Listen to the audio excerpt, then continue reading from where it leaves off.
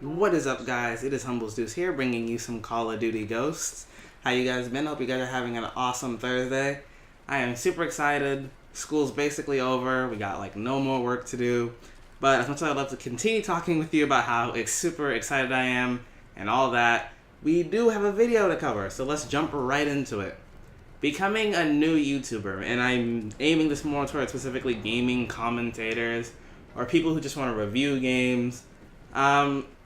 I know there's a lot of kind of misconceptions about becoming a YouTuber, especially towards gaming.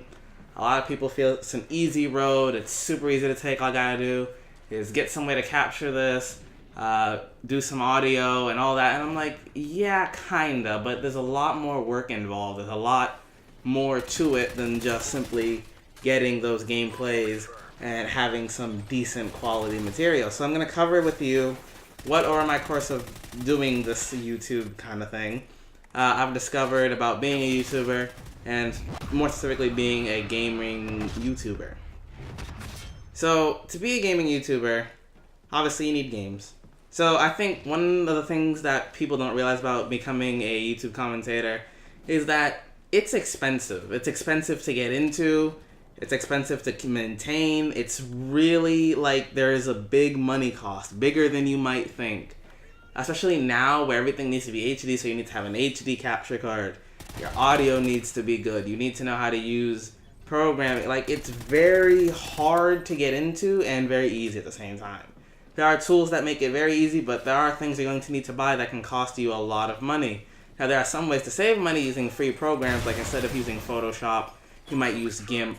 Or instead of like some advanced audio editor, you might just use Audacity.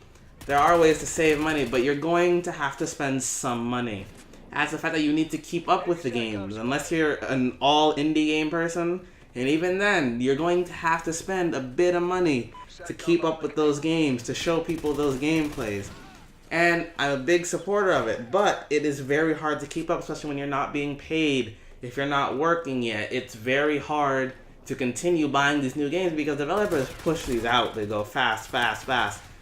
You have a set amount of money, and you gotta choose what you're gonna play. I'm lucky that my family is willing to buy me these games, but there are some things I know I'm gonna have to reschedule till later.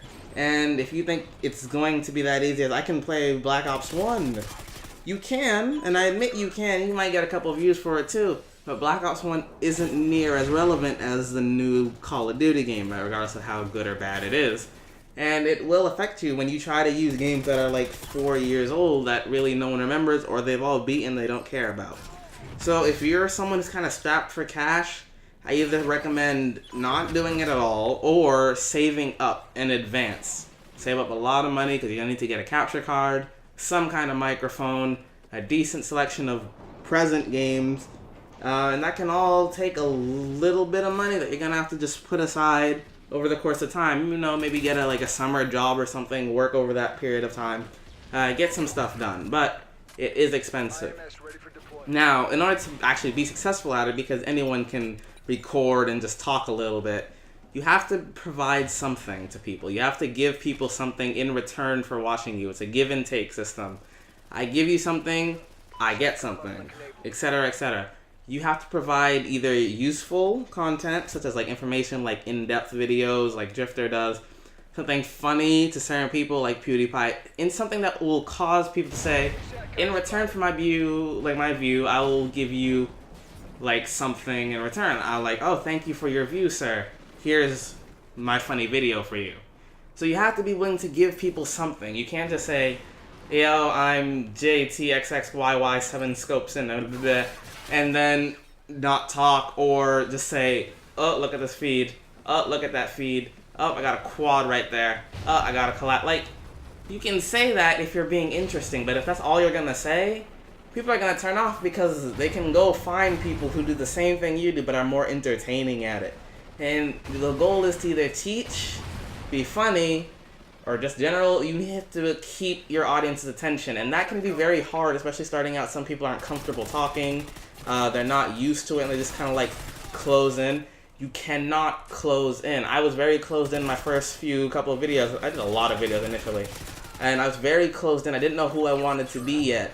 And I think I could have started off on a way better foot if I had just been all out at the beginning. So I recommend be who you are. Don't like shelter yourself in. Don't try to tone back. If you're someone who's outrageous and crazy, then be outrageous and crazy, because there's some audience for someone who's outrageous and crazy.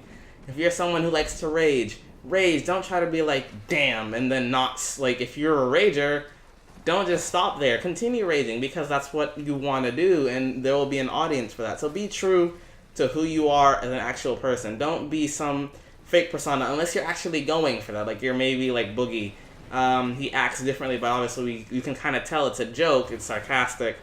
He also doesn't have like that lisp that he pretends to have. He's obviously not that angry all the time. And it's fine to do that as a persona, but make sure you still remain, at least at your core, who you are. Second off, this is a lot of work. Making a video can take up to like 2 hours. So if you don't have a kind of time schedule where you can either upload constantly, or you're willing to sit down, wait 2 hours for a video to be edited and everything, then you're not gonna find gaming, especially the gaming part of editing, and so you're not gonna find that fun. You might find getting the gameplay fun, but making sure that the color correction is nice, making sure the audio is nice, that can all take a long time. And for some people, that's not what they want. They want quick. They just want, oh yeah, I got a video, I got another video, I got another video, and there's no editing and anything. And I mean, you can do that too. You can upload a raw game with no kind of editing, tweaking whatsoever, but it's not going to look as good as someone who did. And in order to put that time in, unfortunately, you do have to put in a lot of hours of work. And that's one thing I noticed that a lot of new gaming commentators don't do. They don't realize how much work it is, and then they give up. They're like, wow, I cannot just spend all day doing this. And it is unfortunate, but it happens. Last thing I have to say is upload regularly. Games have a lot of content to them. There's a lot that can be talked about. There's a lot that can be done. Make sure you're always doing something interesting. And one thing I have to say is also, don't commentate when you don't feel like commentating. This is what I do. I do not commentate if I'm not in the mood to make a video, because it's not going to make the video good. The video is going to be worse because you were not in the mood to commentate. You were not in the mood to talk. So please don't feel like you need to make a video, but don't wait 3 weeks and not say anything. If something happened, let people know, hey, I'm going to be gone for a while, and then come back. Stick to a regular upload schedule. I know a lot of gaming YouTubers do not do this, and it's a bit unfortunate. So this is kind of just a quick little video saying what really kind of makes a channel and what you can expect really to get into. So I hope I'm not discouraging you. I'm hoping I'm helping you. That's what I want to do. I want to help you guys start off your channels on the right foot.